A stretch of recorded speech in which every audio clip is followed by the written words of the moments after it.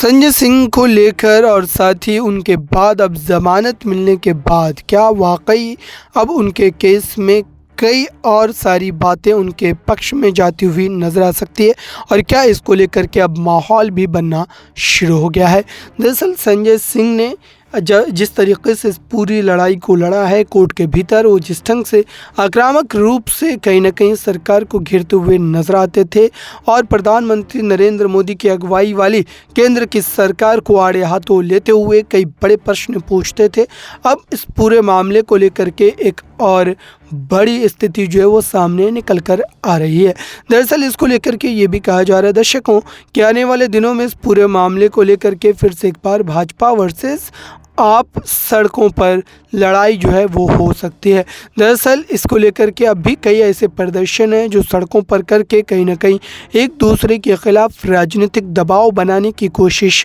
ज़रूर की गई है। और अब ऐसे में ये भी कहा जा रहा है दर्शकों कि अगर संजय सिंह ने राजनीतिक रूप से सक्रिय होकर भाजपा को आड़े हाथों लेना शुरू किया तो जाहिर सी बात है कि वोट बैंक के तौर पर भारतीय जनता पार्टी का एक बड़ा भारी नुकसान जो है वो होता हुआ नजर आ सकता है। क्योंकि संजय सिंह जिस तरीके से अपने पक्ष को रखते हैं और जिस तरीके के आक्रामक रुख को अपनाते हुए वो सत्ता पक्ष को घेरते हैं, जाहिर सी बात है कि इससे उस तरीके का माहौल बनना बिल्कुल लाजमी सा लग रहा है। लेकिन अभी एक प्रश्न ये है कि आखिरकार संजय सिंह को जो ज़मानत मिली है, क्या इस ज़मानत को लेकर ईडी इतनी आसानी से चुप बैठने वाली है या फिर इस पूरे मामले को लेकर के वो अपने पक्ष को अगली सुनवाई में रख कर कहीं ना कहीं इस पूरे मामले पर संजय सिंह को एक बार फिर से काल कोठरी में डाल सकती है। क्योंकि इसको लेकर के पहले से ये बातें कही जा रही थी कि ये राजनीतिक लड़ाई है और ये कहीं ना कहीं राजनीतिक रूप से भाजपा को फ़ायदा पहुंचाने के लिए ईडी काम कर रही है।